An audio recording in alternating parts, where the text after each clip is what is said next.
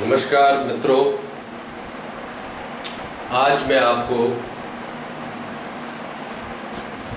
भारत की सबसे प्राचीन पठनीय लिपि धम्म लिपि के बारे में चर्चा करूंगा।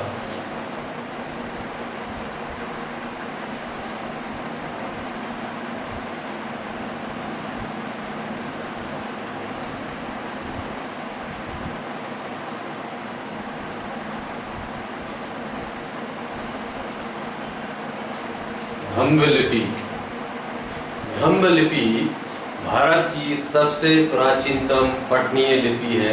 यदि हम हड़प्पा संस्कृति की लिपि को छोड़ दें तो यह लिपि सम्राट अशोक के द्वारा इजाद की गई और इस लिपि के माध्यम से ही भारत की तमाम भाषाएं, जिनकी लिपियां जो आज हम उपयोग कर रहे हैं, उन भाषाओं की लिपियां इस लिपि के माध्यम से ही उनका जन्म हुआ है। धम्म लिपि को हम भारतीय मूल की भाषाओं की मदर स्क्रिप्ट कह सकते हैं, उनकी माँ कह सकते हैं, लिपियों की नानी परनानी या दादी परदादी भी पुकार सकते हैं, क्योंकि भारत की समस्त भाषाओं की लिपि जो भारतीय मूल की भाषा है, उनकी लिपियों की जननी धम्म लिपि ही है। सम्राट अशोक के शासन के पूर्व भारत में लिपि नहीं थी। भारत में भाषा तो थी लेकिन लिपि का उद्भव नहीं हुआ था। सम्राट अशोक ही वैसे पहले शासक थे जिन्होंने भाषा को लिपि प्रदान की, और यह लिपि इतनी वैज्ञानिक है जितनी ही वैज्ञानिक आज की तमाम लिपियां हैं।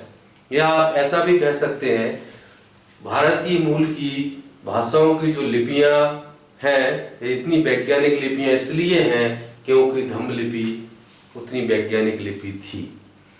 सभी भाषाओं की लिपियां इसी लिपि से निकली हैं। थोड़ा बहुत उनमें अक्षरों का थोड़ा बहुत उनमें बढ़ गए हैं, मूल अक्षर धम्म लिपि से ही ग्रहण किए गए हैं। धम्म लिपि हमारे भारतीय संस्कृति की मूल धरोहर है। अशोक ने इस लिपि को विकसित किया और सम्राट अशोक के तमाम शिलालेख, खासकर चतुर्दश शिलालेख जो हैं भारत के, वो धम्म लिपि में ही लिखे गए हैं। और धम्म लिपि शब्द का प्रयोग सम्राट अशोक ने स्वयं अपने अभिलेखों में किया है। यह कोई नया शब्द नहीं है। आप बहुत से लोग इस शब्द को नया समझ रहे होंगे या नया आपके संज्ञान में आया होगा, पहली बार सुन रहे होंगे, लेकिन धम्म लिपि शब्द नया शब्द नहीं है। यह धम्म लिपि शब्द अशोक के शासनकाल का शब्द है, अशोक के शासनकाल की उपज है। अशोक ने ही शब्द को इजाद किया है और अशोक ने अपने चतुर्दश शिलालेख में इस शब्द का बारंबार प्रयोग किया है, इसलिए कोई नया शब्द नहीं है। लेकिन जब ये लिपि आज से लगभग 182 वर्ष पूर्व पुनः पढ़ी गई, एक्चुअली लिपि विलुप्त हो गई थी, इसके पढ़ने वाले सब एक्सपायर हो गए थे, सब लिपि हमारे भारतीय जन से खत्म हो चुकी थी। लेकिन इस लिपि के अभिलेख भारतीय मिट्टी में दफन थे। जेम्स प्रिंस एक ब्रिटिश ऑफिसर के द्वारा 1837 में पढ़कर इसका पब्लिकेशन किया गया, रिसर्च पेपर का पब्लिकेशन किया गया 1837-1838 में। तब एक लिपि पुनः हमारे संज्ञान में आई कि है भाई अशोक के द्वारा पत्थरों पर क्या लिखा गया है। तो आज से लगभग 182 साल बाद भी यह स्थिति है कि इस लिपि की जो इतना प्रसार प्रचार होना चाहिए था उतना नहीं हुआ है, जबकि यह इस लिपि को हमको अधिक से अधिक प्रासंगिक बनाने की जरूरत है, अधिक से अधिक प्रचार करने की जरूरत है, जिससे हम अपनी मूल धरोहर जो है, मूल विरासत को पुनः जीवित कर सकें। मैं आपको ज़्यादा समय न लेते हुए मैं आपको आज इसके अल्फ़ाबेट्स, इसकी वर्णमाला के बारे में बताऊंगा। धम्म लिपि में 8 स्वर, 1 अनुस्वर जिसे निगहित कहते हैं और 32 व्यंजन होते हैं। इस कुल मिलाकर 41 मूल अक्षर होते हैं। इसमें 2 और संस्कृत अक्षर बाद में ऐड किए गए हैं, आई और औ, तो इसको मिलाकर 43 हो जाते हैं। धम्म लिपि में मूलतः धम्म लिपि अशोक के द्वारा इजाद की गई है, उसमें केवल सरौते वाला सा ही उपयोग किया गया है अशोक के द्वारा। मूर्धन्य श और तालव्य श का प्रयोग नहीं है। कहना चाहिए षटकोण वाला श और सीटी वाला स इस लिपि में नहीं थे। आइए हम सबसे पहले इसमें स्वरों से स्टार्ट करते हैं। धम्म लिपि के हम स्वर सीखते हैं। स्वर आ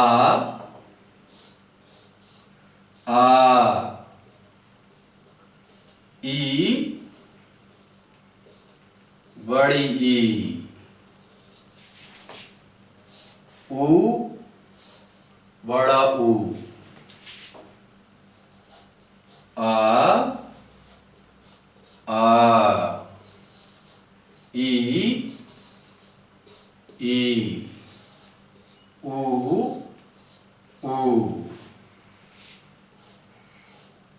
ए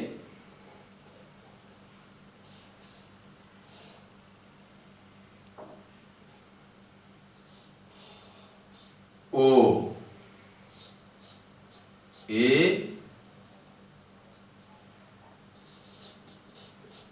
ओ। 1 2 3 4 5 6 7 और 8 निघता अंग। इस तरह से 8 स्वर एक निगत मिला के 9 अक्षर होते हैं। इसमें आई और आउ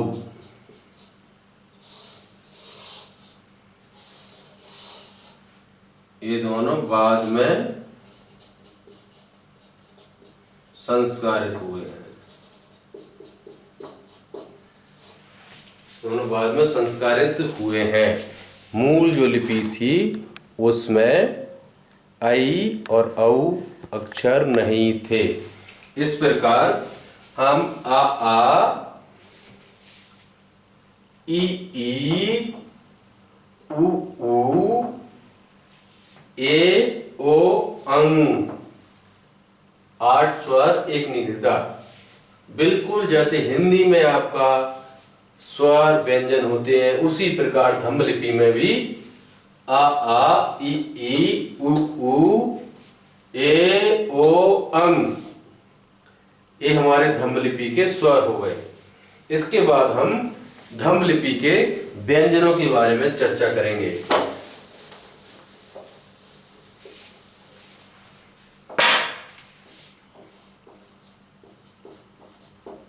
व्यंजन का ख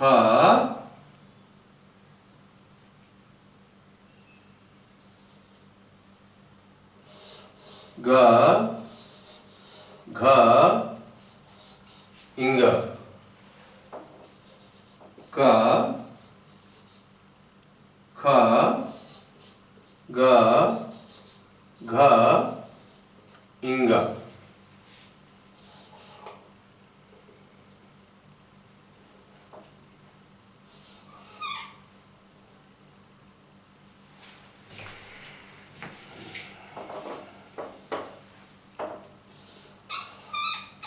च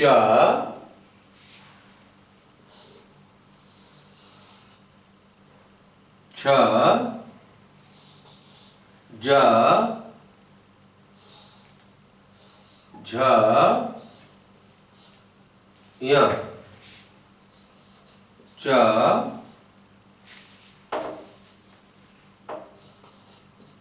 छ ज झ य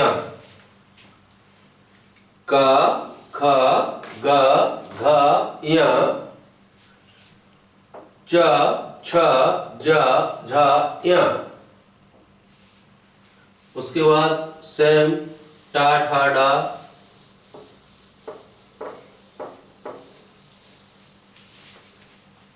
टा वर्ग आएगा। टा ठा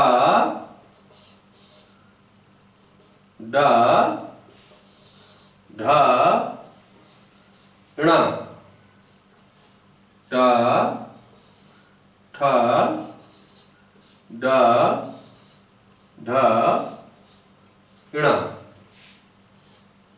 ता, था, दा, धा, ना। ता, था, दा, धा, ना। टा, ठा, डा, ढा, णा। ता, था, दा, धा, ना।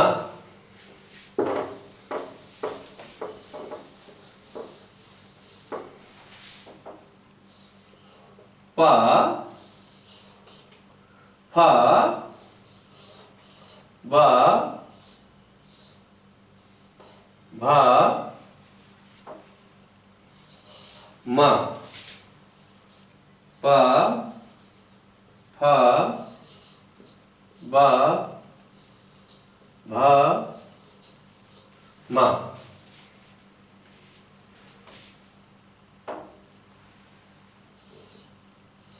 या, रा,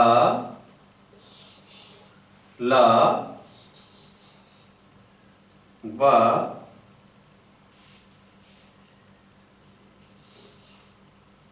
शा, हा,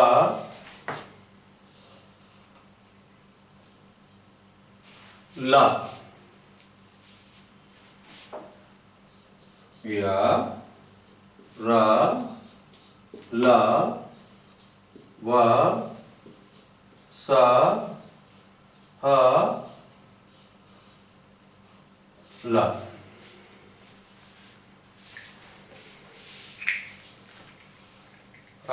आपको जिस तरह से अल्फाबेट का ज्ञान मैंने यहाँ पर बताया आपको, पा, फा, बा, भा, मा, या, रा,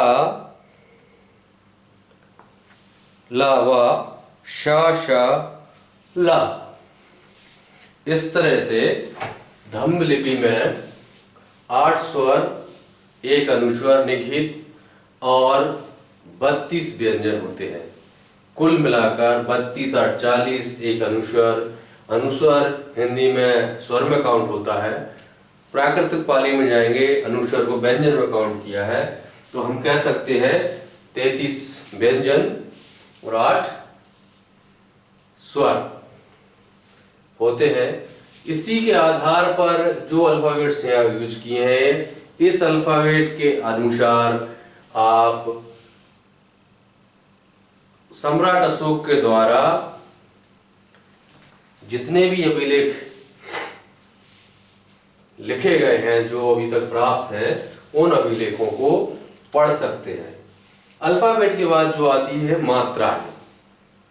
मैं आपको मात्रा और यहाँ पर बताऊंगा, मात्रा चढ़ाना और सिखाऊंगा, जिससे आप इस अल्फाबेट को सीखकर मात्रा चढ़ाकर आप उनका उपयोग करना सीख सकें।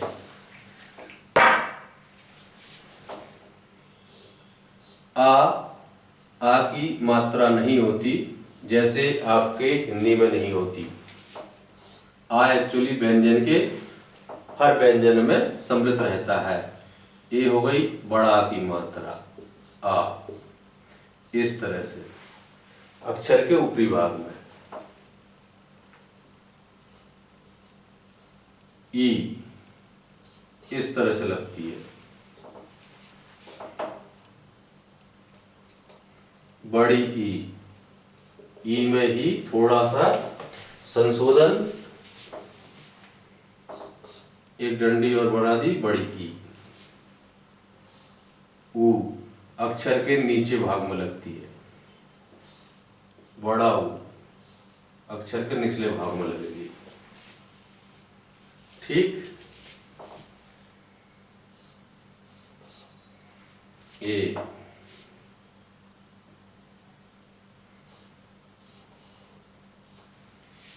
ये अक्षर के ऊपरी भाग में आई, ए आई।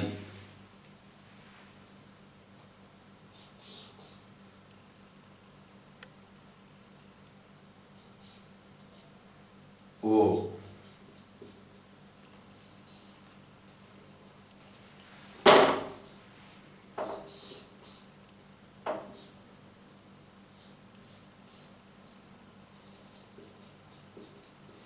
औ अंग। इस तरह से इन मात्राएं लिखी जाती हैं, आपको स्पष्ट दिखाई दे रही होंगी। इन मात्राओं को चढ़ाने का तरीका, मैं एक व्यंजन लूँगा यहाँ पर। ये अपन व्यंजन लेते हैं का के आधार पर किस तरह से मात्रा लगाऊंगा मैं, आप उनको देखिएगा और फिर सभी अक्षरों में आप मात्रा लगा सकते हैं। का का का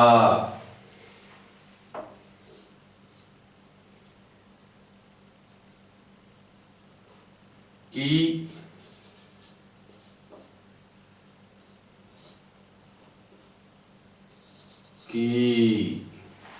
का की कु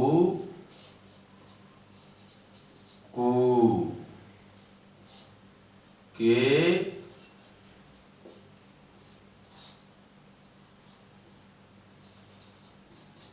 कई।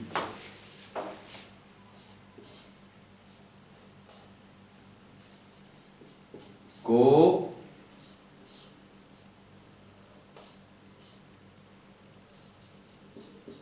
कऊ।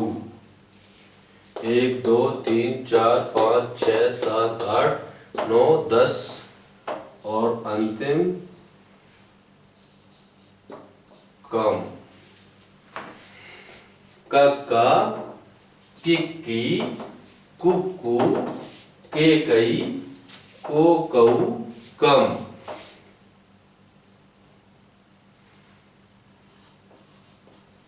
ग्यारह खड़ी। ये नीचे डंडा रूप में खत्म होता है, उसमें इस तरह से लगेगी जैसे हम जो नीचे गोलार्थ खर्च हुआ है, पा में आप देख रहे हैं, पा ऐसा बनता है। पा पा पी पी पू पू पे पाई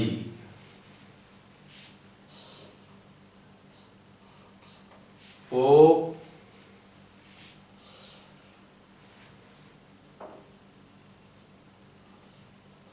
पाऊ। 1 2 3 4 5 6 7 8 9 10 और पम। पा पा पी पी पू पू पे पई पो पऊ पम। इस तरह से आप ये मात्राएं चढ़ाना सीख सकते हैं।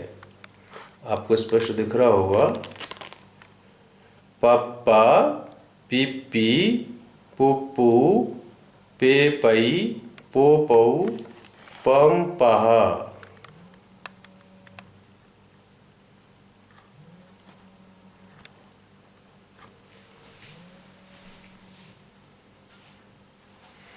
इस तरह से आप धम्म लिपि में मात्राएं चढ़ाकर आप धम्म लिपि के अक्षरों को बड़े आसानी से पढ़ सकते हैं। और हमारा जो इतिहास है, हमारे जो अभिलेख हैं, जहाँ भी आप जाते हैं उन अभिलेख को आप नहीं पढ़ पाते हैं, तो मेरा विनम्र अनुरोध है कि इन अभिलेखों को आप इसके माध्यम से पढ़ें।